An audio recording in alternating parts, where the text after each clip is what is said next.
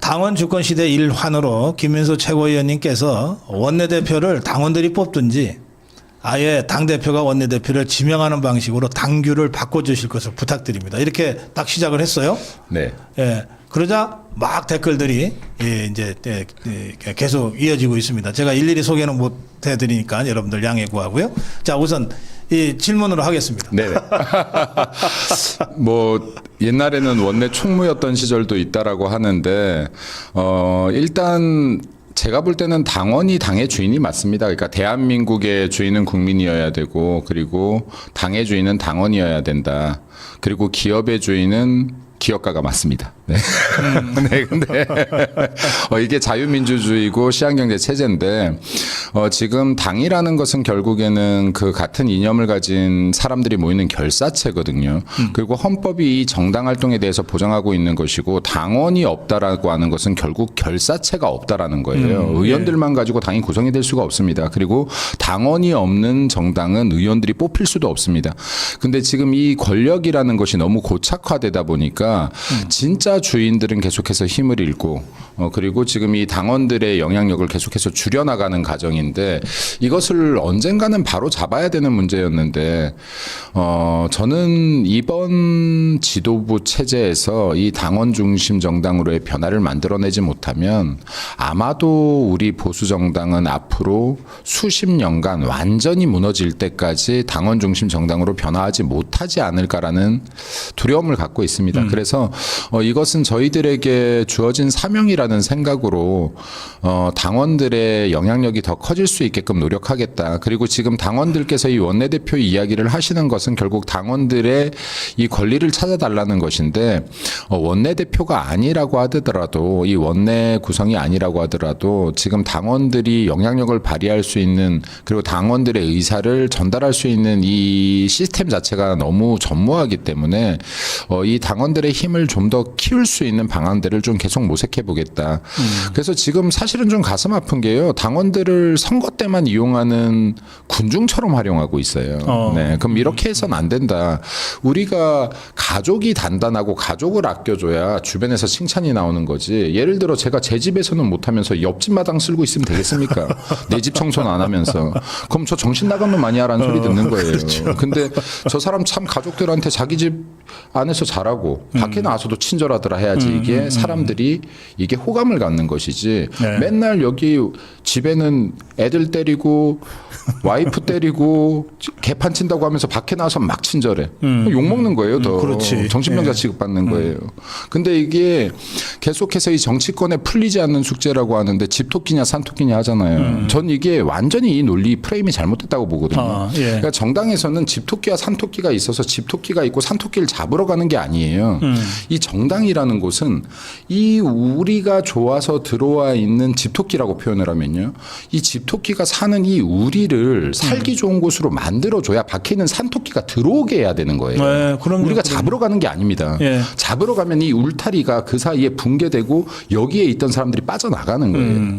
그러니까 우리들이 있는 정당이 얼마나 좋은 비전을 가지고 목표를 가지고 이 당원들이 여기에서 만족을 느끼면서 정치적인 이념에 대한 목적성을 같이 느껴가면서 이 효능감을 느끼면서 갈 수 있느냐. 그러면 이게 이 밖에 있던 사람들도 아 저곳이 파라다이스구나. 저기에 우리가 지향하는 정치가 있고 대한민국이 있구나라고 생각하면 들어오게 된다. 네. 그래서 예. 이 모든 중심에 당원 중심, 당원 주권, 정당이라는 이 캐치프레이즈가 걸릴 때 가능하다라고 봅니다. 네. 그 우리 최고위원님이 혹시 토끼를 키워 보셨나요? 제가 토끼는 키워보지 않았고요.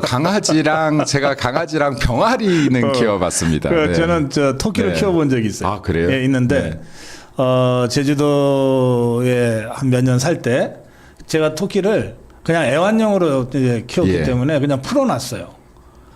풀어놔고 이제 마당에서. 네네네. 그러니까 뭐 여기저기다가 굴 파고 네. 뭐 새끼도 놓고 네네네. 그러더라고요. 근데 애들이 너무 행복하게 잘 살았어요. 네. 근데 어느 날 산토끼가 들어와요. 토끼가 들어오더라니까 얘 따라서 아니 이보세요. 그래서 제가 이거를 좀 알려주십시오. 김민수의 집토끼 산토끼로는 전혀 다른 해석을 한다. 그러니까 정치에서 집토끼 산토끼는 산토끼를 잡으러 가서 언제 한 마리 두 마리 잡을 거예요? 못 잡아요. 못 잡아요. 우리 여기를 산토끼를 어떻게 잡아? 여기에 토끼풀 심고 들어와서 행복하게 살 수 있는 곳을 만들면 되는 거예요. 어느 날 그 데리고 오더라니까 산토끼를 행복하게 사는 이게 집토끼가. 지금 제 이론이 과학적으로 검증되는 과정을 보시고 계십니다. 그래서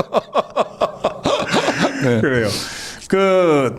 이 당원 주권 얘기하는데 사실 뭐 저도 입당할 때 중앙당으로 입당했어요. 네. 그런데 실제로는 제 주소지로 당원 명부가 가잖아요. 그렇죠. 네네. 그러니까 120만 책임 당원의 기본 조직은 당협이잖아요. 당연하죠. 그러니까 이 당원 협의회에서부터 당원이 주권자로서 활동할 수 있어야 되잖아요. 맞습니다. 그게 당원 직선제 아니에요?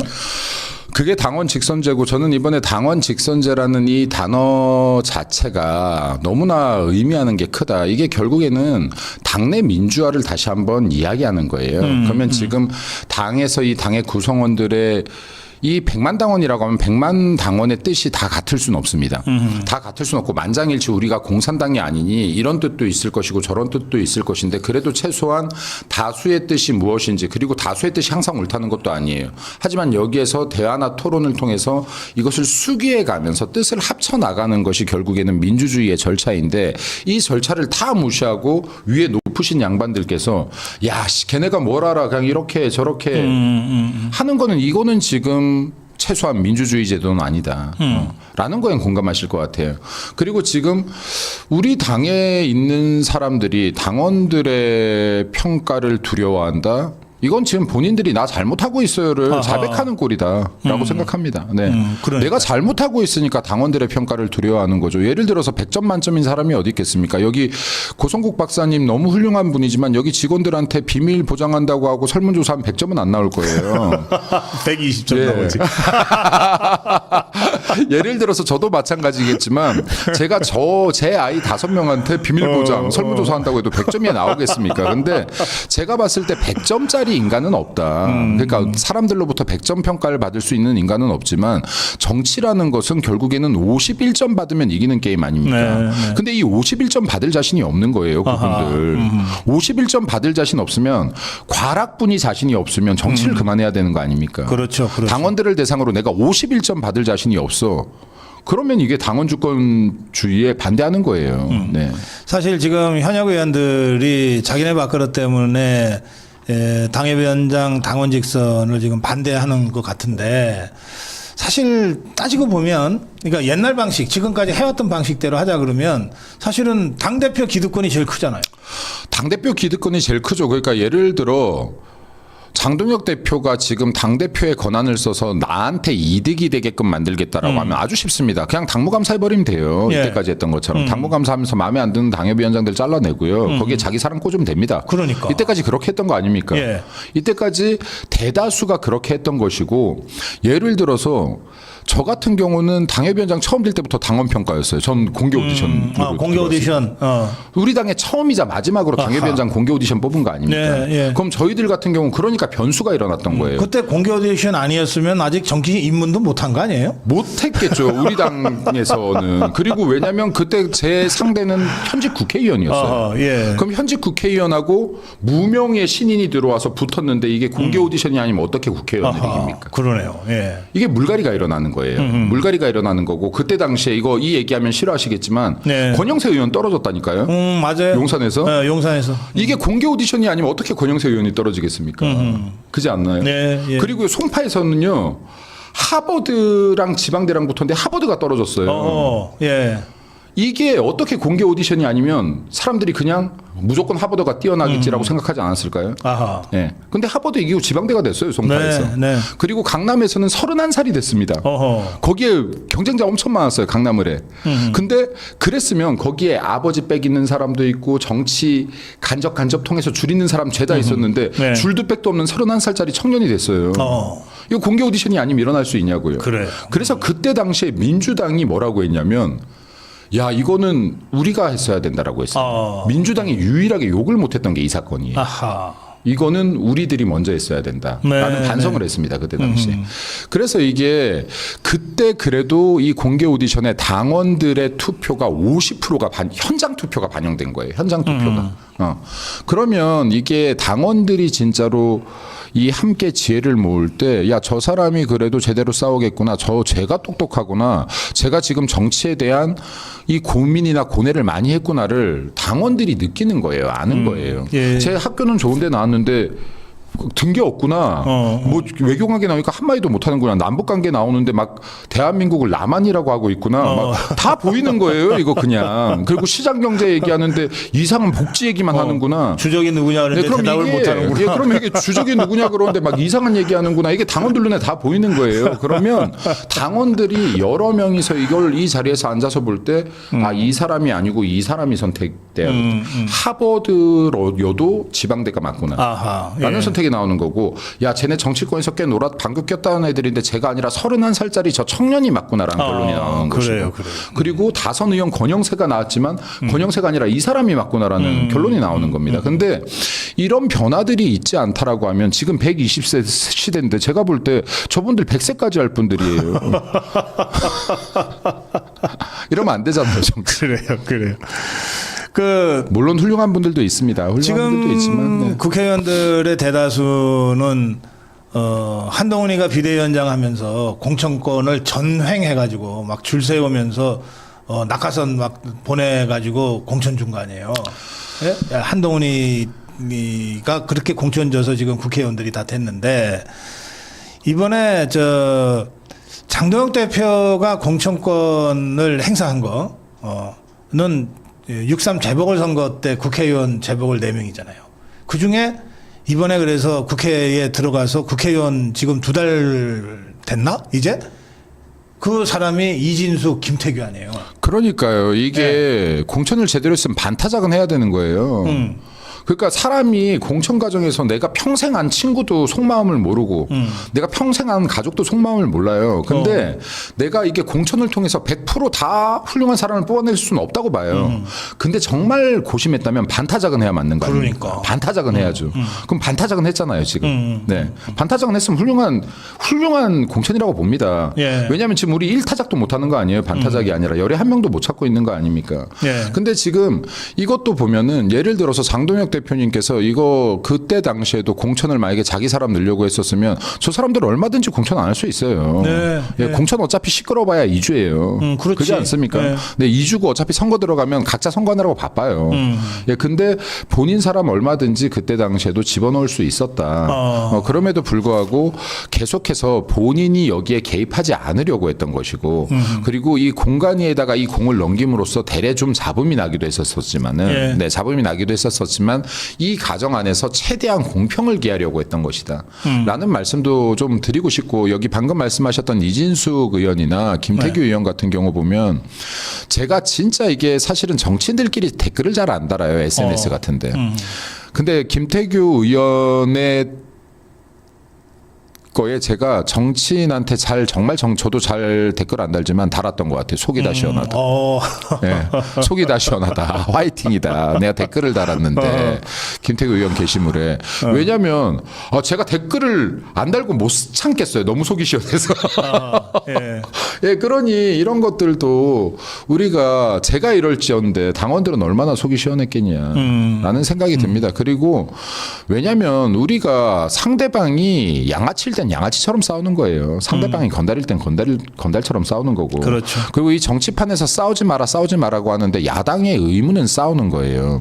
그러면 싸우라고 정당 정치 있는 겁니다. 예를 들어 지금 야당이 이때까지 문제되는 것은 우리가 야당일 때 야당의 노릇을 안 하고 싸우지 않았기 때문에 여당의 전행이 이루어지는 거예요. 야당이 진짜 미친 듯이 싸우면 뭐라도 막습니다. 그럼요. 최소한 지금 우리가 보안 수사권도 문제되지만 보안 수사권도 우리가 미친 듯이 계속 달려드니까 최소한 여기에서 원한 대로 통과는 일단은 못 됐어요. 그럼 뭐라도 조금이라도 발목을 잡아내야지 이 나라가 버틴다는 거예요. 근데 예. 지금 우리 이 보수 정당은 맨날 선비행세하고 있었어요. 뒷짐지고 있었다고 이거를. 그럼 뒷짐지고 야, 뭘 저렇게 보수가 품격을 안 지키고 싸우는 게 품격이에요. 야당일 때는 싸우지 않는 게 품격이 없는 겁니다. 내가 내 자리에 맞는 행동을 해야지 품격이 있다라고 하는 거예요. 예를 들어서 고성국 박사님께서 예국 보수 유튜브인데 여기에서 좌파 칭찬만 하고 있어요. 품격이 없는 거예요.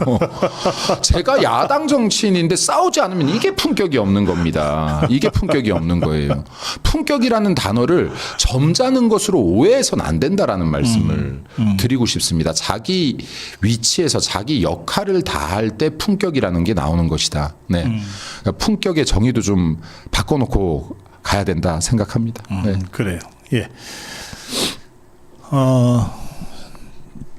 지금 그 말씀 중에 이제 우리가 뭐라도 싸워서 조금이라도 하여튼 그 보안수사권 문제도 그렇고 했다고 그러셨는데 이게 지금 이제 제주의 실종 사건, 허위 종결 사건 결국은 그 장미란 씨는 시신으로 발견됐어요. 그것도 불과 이 장기 투숙했던 숙소에서 불과 400m 떨어진 곳에서 거의 100고라된 시신으로 발견이 됐는데 한 100일 가까이 그거를 경찰이 못 탔던 거죠.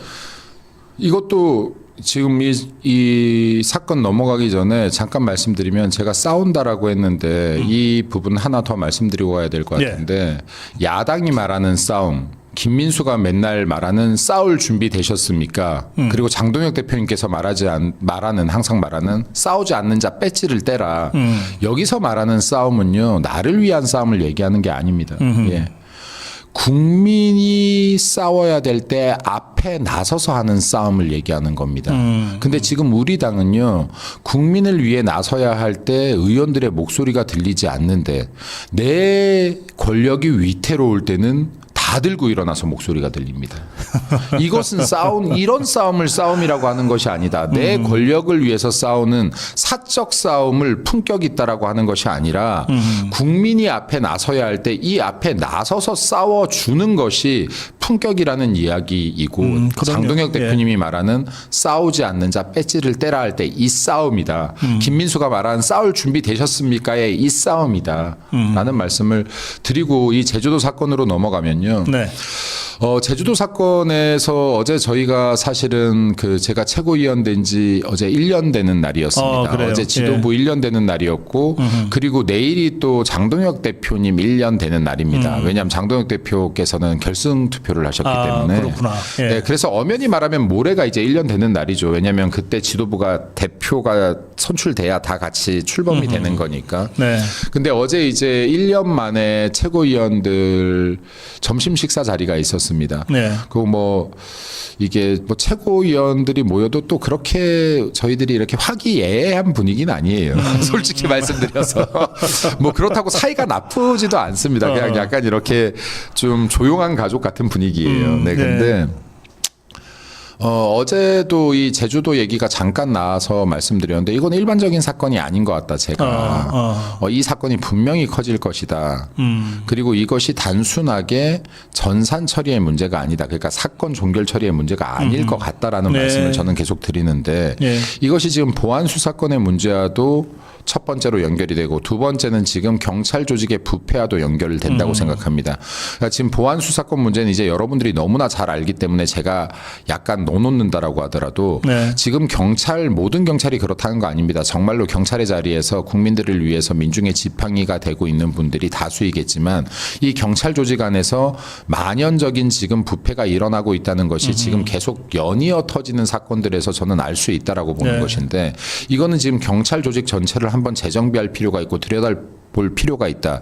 그리고 이번 제주 사건 같은 경우는 저는 이 경찰이 범죄 가담을 했을 수도 있다는 생각으로 답하고 들어가야 된다고 봅니다. 왜냐하면 여자 화장실을 들어갔다가 이거 뭐 징계받은 적이 있는 것 같더라고요. 그래요. 여기 해당 경찰이. 그러면 지금 이게 지금 비단 이 경찰에게 들어갔던 사건들을 다 종결 처리를 이런 식으로 했다라고 하는 거는 종결 처리 방법이 두 가지뿐이 없잖아요. 그러니까 하나는 가족분들이 찾아오거나 하나는 사망 처리가 되거나 네, 이런 것들인데 지금 이게 지금 여기에서 종결 처리를 인위적으로 처리를 하고 이 시신들이 계속해서 그것도 인근에서 발견되어졌다고 하는 것은 네. 저는 이게 지금 이 경찰의 모든 행위에 대한 가능성을 열어두고 수사를 들어가야 된다라고 저는 생각합니다. 개인적으로. 예. 그리고 이 사건이 가벼이 끝날 것이 아니라 너무나 안타까운 목숨이 희생이 되었는데 만약에 이 경찰이 자기의 행정의 편리를 위해서 사건 종결을 처리했다라고 해도 문제예요. 왜냐하면 이 사람에겐 단순하게 하나의 사건이었을지 모르지만은 누군가에게는 하나뿐이 없는 사람이었고 누군가에게는 하나뿐이 없는 생명이었습니다. 근데 지금 이렇게 중요한 사건들을 민중의 지팡이인 경찰이 우리 속된 말로 짬시킨다라고 하면 우리 국민들이 누구를 믿고 신고를 할 것이고 누구를 믿고 이 치안에 대한 기대를 하겠습니까? 네. 그래서 이 사건도 우리들이 정말로 제대로 들여봐야 되는 사건이고 이것과 연계해서 검찰 보안 수사권에 대한 주장을 우리는 다시 한번 펼쳐야 된다. 네. 예, 이것은 지금 어떠한 권력, 검찰을 위해서도 아니고 경찰을 위해서도 아니고 국민을 위한 것이다. 그리고 사실은요, 이게 검찰 권력에 분명히 문제가 있는 부분이 있었을 겁니다. 네. 왜냐하면 완벽한 조직도 없어요. 이거는 정치도 마찬가지요. 사적인 모임조차도 마찬가지입니다. 그럼 이 검찰 조직에 문제가 있었다라고 하면 문제가 있었던 사람들에 대한 신상필벌을 정확하게 했었어야 되는 것이고 그리고 이 조직의 시스템을 잡아갔어야 되는 것이지 야, 이 몇 명이 문제가 있으니까 이 조직을 붕괴시키고 이 권한을 경찰에게 넘기겠어야 할 때 이것은 지금 이 권한, 권력이 국민에게 넘어간 것이 아니라 권력의 이동에 지나지 않았다. 네. 내부 간에. 그럼 이 검찰에 있던 권력까지도 경찰이 가지고 갔을 때 경찰은 부패하지 않을 것이냐. 이 많은 권력을 자기들이 준비도 안 된 자들이 받아들였을 때 저는 이게 경찰을 결국은 망가뜨리는 것이고 경찰까지 망가진다면 이건 국민의 삶이 망가지는 길로 연결된다라고 봅니다. 그래서 이게 민주당이 법안 통과시킨 거를 다시 철회할 리는 가능성은 정말 낮겠지만 아무리 늦어도 저는 23대 국회에서 과반 이상을 갖고 와서 이 잘못된 법안들을 다 돌려야 될 것이고 그 전까지 투쟁을 해서라도 지금 이 검찰 보안 수사권은 원위치로 돌릴 수 있는 노력을 끊임없이 해나가야 될 것이라고 그래요. 봅니다. 네. 예. 네. 그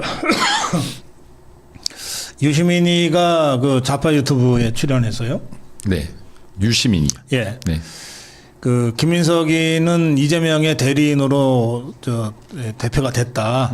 그러니까 이재명이가 김민석을 픽해서 대표를 만들었다고 주장하면서 이거는 뭐 공화정이 아니다. 왕정이다. 그리고 이재명 지난 1년을 보면 아주 오만해졌다. 이런 비판을 아주 직격 비판을 쏟아냈어요.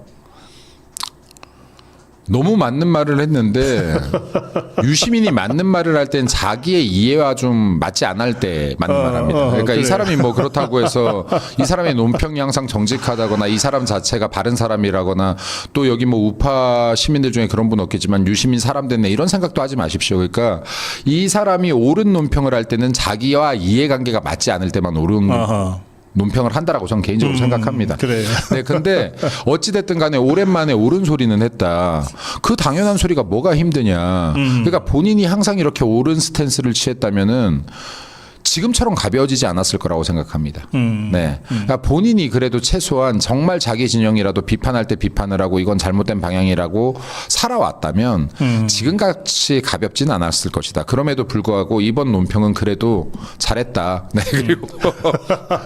그리고 이거 뭐 너무 다 아는 당연한 얘기를 하니 우리들 입장에서야 할 말도 뭐 추가적으로 붙일 말도 없습니다만 이제부터라도 그런 시각으로 봐라. 국민을 위한 시각으로 국가를 위한 시각으로 좀 이 세상을 바라봐라라는 말씀을 좀 드리고 싶고 김민석이 대리인인 거 모릅니까? 여기 유시민이 노무현의 대리인 흉내를 냈던 것처럼 그러면 지금 이렇게 본인들의 정치, 본인들의 생각을 얘기하지 못하고 그리고 대리인으로서 이 여당 대표가 됐는데 저는 김민석에게 기대합니다.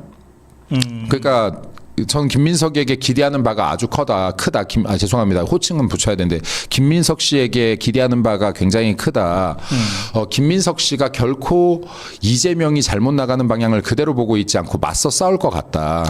네, 그래서 이게 이렇게 저도 국민의 한 사람으로서 여당 대표에게 기대를 하고 있으니 기대를 거둔 바가 크니 여당 대표의 역할을 다 해달라는 말씀을 좀 전하고 그래요? 싶습니다. 예, 그런데 우리 이진숙 의원은 어제 김민석이를 모욕죄로 고발했어요. 고소했죠. 본인이 고소한 거니까.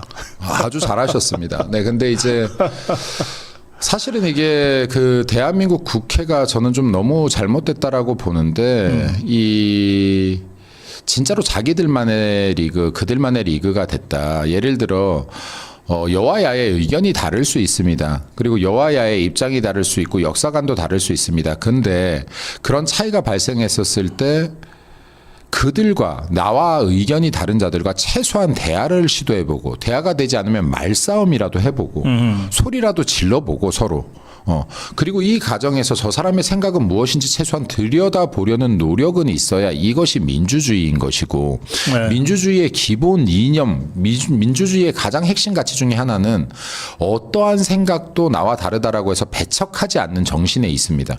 근데 지금 나와 다른 생각을 가졌다라는 이유만으로 토론회를 개최했다는 이유만으로 국민이 뽑은 국회의원 자리를 직무 정지시키겠다는 발상부터 시작해서 히틀러에 비교한다거나 여자 히틀러. 네, 여자 히틀러에 비교한다거나 이런 인격 모독적인 행동을 한다는 것은 이들 자체가 민주주의를 지킬 준비가 안 된 사람들이다. 이들 자체가 민주주의의 정신에 대해서 이해하지 못하는 사람들이다. 본인들이 젊은 날 한평생을 민주주의를 위해 바쳐왔다라고 말하지만 이 사람들이 쫓았던 거는 결국 민주주의가 아니다. 왜냐하면 민주주의의 이념을 조금이라도 이 핵심 이념만 이해하더라도 이런 발언이나 이런 행위를 할 수 없다라고 봅니다. 네. 근데 지금 나와 조금 다르기 때문에 나와 생각이 다르기 때문에 일단 배척하고 어떻게든 제껴내고 보자라는 생각을 갖고 있다면 이것이 전제주의인 것이고 전체주의인 것이고 사회주의인 것이고 공산주의인 것이다. 근데 이런 사상을 가진 사람들이 대한민국 300명뿐이 들어가지 못하는 국회를 장악하고 있으니 어떻게 이 대한민국이 바로 가겠는가라는 생각을 합니다. 그리고 이런 것에 절대 위축되지 마라. 예를 들어 이진숙 의원 같으면 지금 이렇게 모욕죄로 고소를 했다라고 하면 맞서 싸워라. 맞서 싸울 때 맞서 싸워야 되는 것이다. 그리고 내가 내 목소리를 내야지 목소리를 내지 않는다라고 하면 목소리 큰 쪽의 말이 진실이 된다 항상. 그래서 이러한 부분에 대해서는 끝까지 저는 맞서 싸우라는 말씀을 좀 드리고 싶습니다. 맞서 싸우실 것이고 그리고 또 같이 이렇게 맞서 싸워 드릴 것이고 그리고 지금 김민석 같은 경우는 이미 전당대회 간에도 저는 이거 근데 김민석 어제 제가 대단하다 그랬습니다. 제가 최고위원 그 식사 자리에서 이 사람 대단한 재주가 있는데요라고 했습니다. 야 저건 내가 흉내를 낼래도 못 내겠는데 이건 우리가 졌다 한 게 뭐냐면 전당대회 기간 중에도 저렇게 사악한 생각을 갖고 있구나. 그 된 이후에도 저렇게 민주주의 정신에 어긋나는 행동을 하는구나를 충분히 우리가 알 수 있는데 어제 여야 대표회담 할 때 보면 착한 척을 너무 잘해요. 말투나 표정 이걸 보면서 우와 처음 보는 사람이 보면 세상 착한 사람 같아요. 우리는 이게 안 되잖아요. 근데 보다가 와 정치인으로서 대단한 능력을 가졌구나 저거. 그래서 어떻게 저렇게 착해 보이게끔 말투, 표정. 그래서 이게 어제 대표님도 부드럽게 말씀 잘하셨다. 부드럽게 말씀 잘하셨다. 이게 이 사람 이런 표정 짓는데 대표님 하나면요. 이거 모르는 분들이 보면 완전 표 떨어져요. 그래서 제가 정말 부드럽게 잘하셨다 이거 어제. 그래요. 근데 저게 김민석처럼 표정과 말투에 좀 우리 중도들이 속지 않도록 여러분들께서 진실을 많이 알려달라. 네. 그래요. 네. 이재명 전국주사파들이 이 조희대 대법원장을 탄핵할까요? 시도를 할 거라고 봅니다. 시도를 할 것이라고 보고 그리고 충분히 탄핵 소추안까지는 늘 수 있다라고 생각되어지는데 네. 지금 방금 그 주사파라고 하셨는데 이 주사파들의 핵심 이념이 있어요. 이 근간이 되는 이념. 그러니까 이 뭐 NL계라고도 하는 이들의 가장 저변에 깔려 있는 제일 근본적인 이념은 대한민국의 건국을 부정하는 거에 있습니다. 예, 그러니까 이들은 대한민국의 건국을 부정하기 때문에 태극기를 거꾸로 뒤집는 거고요. 그리고 이승만 대통령을 어떻게든 폄하시켜서 깎아내리려고 하는 겁니다. 왜냐하면 네. 이승만 대통령이 지워져야 건국이 성립이 안 되기 때문에 그렇습니다. 근데 지금 이런 것들을 우리가 사실은 역사적으로 뼈대부터 이해할 필요가 있는데 최소한 1987년도부터의 이들의 행위에 대해서 이해할 필요가 있는데 이런 사람들이 지금 아직도 정치권에 제 생각에는 많이 곳곳에 남아 있습니다. 그럼 이들이 원하는 이 사회 구조 자체가 민주주의가 아니에요. 민주주의라는 것을 받드는 기둥들이 있습니다. 기둥이 되는 제도가 있는데 우리나라 자유민주주의를 받들기 위해서 민주주의라는 정치 제도, 자유주의 라는 정치 사상 그리고 법치주의, 상권 분립 등이 민주주의를 바치고 있는 것인데 지금 여기에서 굉장히 중요한 민주주의 근간이 되는 상권 분립이나 법치를 결국에는 흔들고 있는 겁니다. 그럼 이재명 정권이 이때까지 지금 법치 대한민국 법치를 흔들었던 것이고 지금 이제 대법원장 탄핵을 시키겠다라고 하는 것은 결국에는 상권 분립을 무효화시키겠다라는 겁니다. 그러니까 이거는 단지 대법원장 한 명의 문제가 아니라 대한민국 제도 대한민국을 지탱해왔던 제도를 붕괴시키는 문제라고 봐야 되기 때문에 이 문제에 대해서도 지금 국민의힘이 싸우고 있지만 이 목소리를 내고 있는 사람이 제가 볼 때는 많지가 않아요. 항상 싸우는 사람이 10명 남짓인 것 같아요. 이거는 지금 국회의원 110명이 자기의 이해관계를 내려놓고 다 같이 목소리를 내야 되는 부분이다라고 생각되어지고 그리고 하나만 더 말씀드리면 제가 이거 대표님께도 뭐 건의를 했는데 이건 지금 조희대 대법원장 사건만으로도 조희대 대법원장 사건과 그리고 이재명 재판 재개 이것으로 지금 장애투쟁을 다시 이어가야 된다. 네, 이건 지금 장애투쟁을 다시 벌려야 된다. 그래서 지금 이 주제는 이 주제 하나만으로도 지금 다시 싸워내야 되는 주제인데 지금 결국에 저는 이 싸움을 다시 가야 된다고 봅니다. 이재명 재판 재개. 네. 그러니까 저는 아직까지 이재명의 당선 무효를 포기하지 않았습니다. 네. 여러분들도 그럴 거라고 생각합니다. 그러면 지금 이렇게 대한민국의 경제가 무너지고 경제 체제가 무너지고 그리고 사법 체제가 무너지고 상권 분립이 무너지는 이 현장을 보고 있는데 결국에는 이재명을 끌어내려야만 이 싸움이 끝나겠구나라는 생각을 합니다. 그래서 이것은 제가 이번 주 정도가 지나고 나면은 이게 우리 당이 주관을 못한다라고 하면 어떠한 형태로라도 다시 이재명 재판 재개와 그리고 지금 조희대 대법원장에 대한 강력한 강경 투쟁을 좀 이어갈 것이다라는 말씀도 좀 드리고 싶습니다. 알겠습니다. 그러니까 사법부와 조희대 대법원장에 대한 정말 이 터무니없고 뻔뻔한 이 공격 그리고 이재명 지지율은 계속해서 추락하고 있는 이런 상황이 종합적으로 이렇게 작동을 하면 사법부의 어느 판사가 재판 재개하겠다고 났을지도 몰라요. 근데 우리가 투쟁하지 않으면 그런 생각하다가도 판사가 아이고 뭐 나만 뭐 낯을 이렇게 하고 주저앉을 거라고요. 맞습니다. 저기 지금 특검도 마찬가지거든요. 이게 이렇게 말하면 좀 그렇지만 그냥 속된 말로요. 네. 또라이 보존의 법칙이라고 있습니다. 이게요. 1000명 중에 1명은 또라이가 있고요. 100명 모아놓으면 또 그중에 또 또라이가 나옵니다. 그래, 있어요. 10명 모아놓으면 또 또라이가 나와요. 근데 여기서 말하는 또라이는 나쁜 의미의 또라이가 아닙니다. 그러니까 우리가 친한 친구들끼리는 이거 미친놈이네, 이거 또라이네라고 하면 이게 약간 칭찬일 때가 많아요. 그러니까 일반적인 사람을 뛰어넘었다라는 뜻이에요. 그래요. 근데 이게 좋은 의미의 또라이라는 사람들이 항상 질량 보존의 법칙처럼 있다. 근데 지금 우리가 어찌됐든 간에 우리의 힘만으로는 안 되니 하늘의 뜻도 필요한 거 아닙니까? 네.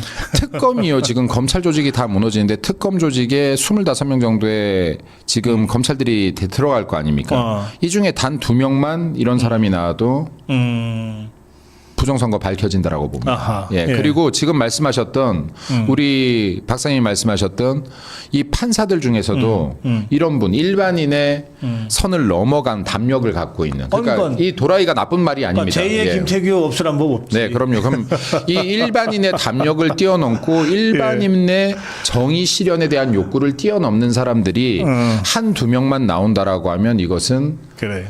바뀔 수 있다. 바뀔 수 있기 때문에 예. 그래서 우리들이 이분들이 이 기질을 발휘할 수 있게 힘을 내게 해야 된다. 그러니까 지금 이런 사람들이 잘할 때 잘한다라고 힘내게끔 해줘야 되는 것이고 독려해줘야 되는 것이고 그러면 이 사람들이 죄송합니다. 계속 제가 이게 좀 이런 표현을 써서 이 사람들의 똘끼가 더 증진된다. 그러니까 이게 내가 응원받으면 그래. 근데 이것을 우리가 만들어내야지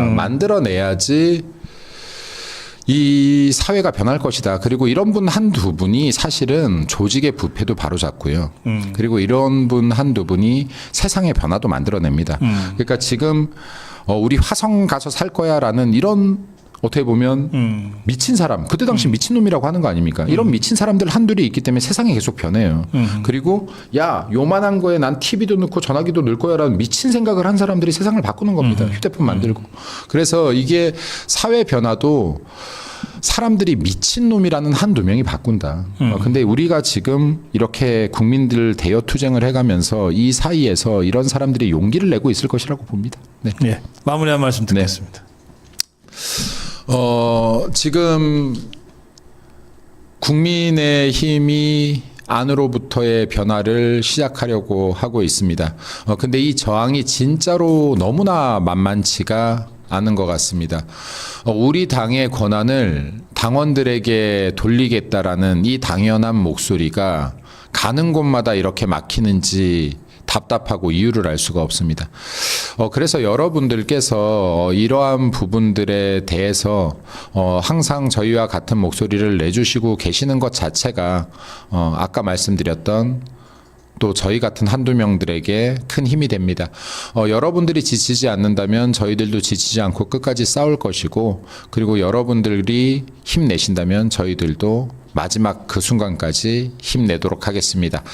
지금 이제 그래도 조금은 선선해지는 느낌이 들 때가 됐는데 아직까지도 이게 날씨가 덥습니다만 여러분들 건강 잘 챙기시기 바라고 그리고 고성국 TV 항상 많이 시청해 주시길 부탁드리겠습니다. 오늘도 즐거운 하루 되십시오. 감사합니다. 네. 예.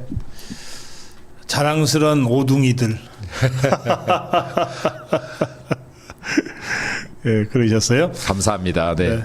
우리 김인수 최고위원과의 대담 여기서 마무리하면서 저도 함께 인사드릴게요. 저는 잠시 후 12시부터 멸콩TV 나가서 여러분 한 번 더 뵙겠습니다. 그리고 오늘 저녁은 6시까지 올림픽공원에 가서 우리 아미고 길거리 봉사단과 함께 나눔 행사하겠습니다. 그리고 내일 아침 8시 생방송으로 여러분 다시 뵙겠습니다. 자, 김인수 최고위원과 함께 인사드리겠습니다. 여러분 고맙습니다. 감사합니다. 예, 역사는 발전만 하는 것이 아니라 심각하게 퇴보하기도 합니다. 바로 지금과 같죠. 그래서 자유의 재단에는 끊임없이 피가 바쳐지게 되는 모양입니다. 우리 자유파 국민 여러분, 자유 대한민국을 수호하기 위해서 얼마나 많은 희생을 앞으로 더 해야 될지 모르겠습니다만 자유 대한민국을 확실하게 수호하는 그날까지 저희 고성국 TV 여러분과 함께 후퇴 없이 선봉에 서겠습니다. 고성국 TV와 여러분 함께 해주십시오. 만만회원이 되어주십시오.